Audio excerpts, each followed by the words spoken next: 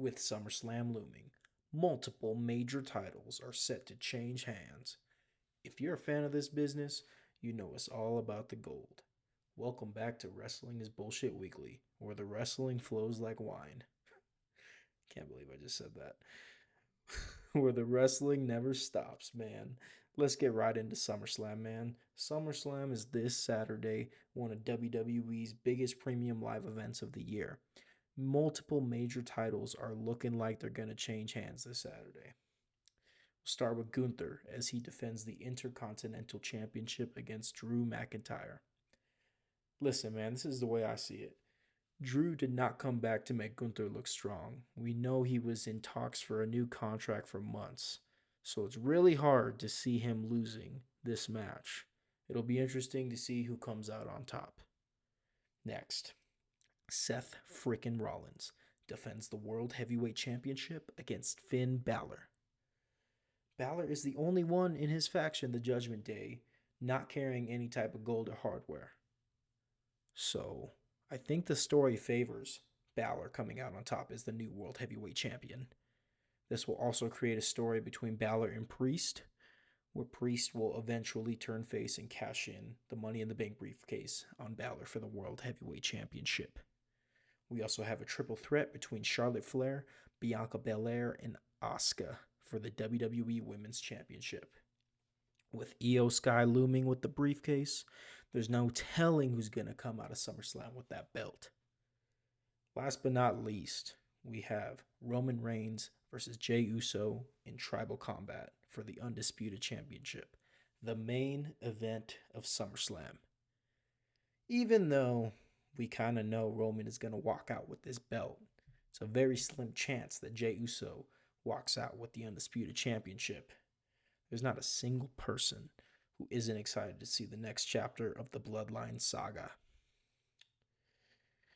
We have things like the SummerSlam Battle Royale as well, Ronda versus Shayna, and so much more. But like I said earlier, it's all about the gold. Going head to head, crazy enough, is this week's version of AEW Collision, and they ain't putting no bullshit card together. They got CM Punk defending the quote-unquote real world championship against Ricky Starks.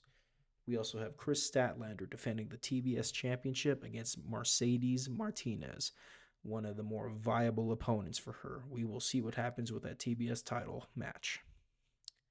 Last but not least on AEW Collision, FTR defend the AEW World Tag Team Championships against Brian Cage and Big Bill. Cage and Big Bill won a battle royal to earn this title match on last week's episode of AEW Rampage.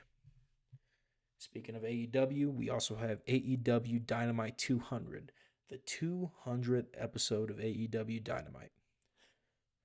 Where does the time go, man? Where does the time go? Feels like just yesterday I was watching some of the first episodes of Dynamite, some of the most exciting time in pro wrestling. Nonetheless, we got episode number 200 for AEW Dynamite. Toni Storm will defend the AEW Women's World Championship against former champion Hikaru Shida.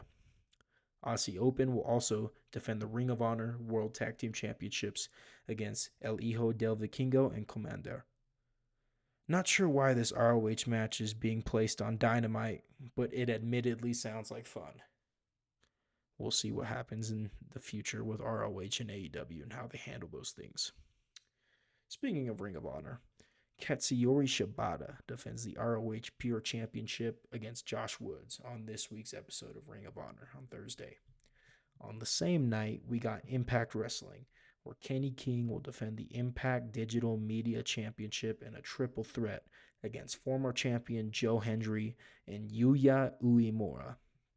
Last but not least, man, I've been saying it for weeks, we got the New Japan Pro Wrestling G1 Climax. We got 4 shows this week. We got Tuesday, August 1st, Wednesday, August 2nd, Saturday, August 5th, and Sunday, August 6th. The G1 Climax will have a winner by the end of next week. So tune in, man. It's been getting real interesting in these blocks to see who's going to advance, who's going to potentially win this thing, man. You know, the G1's got some of the best wrestling of 2023 so far, so it'll be very interesting to see what happens when it comes down to this week and next week, the final weeks of the G1 Climax. That's all the wrestling I got going down this week for you guys. It's a pretty heavy week with multiple shows taking place at the same time. Hope you've got your double monitor set up ready, man. Be good, be happy, and watch wrestling. I'll see you guys next week.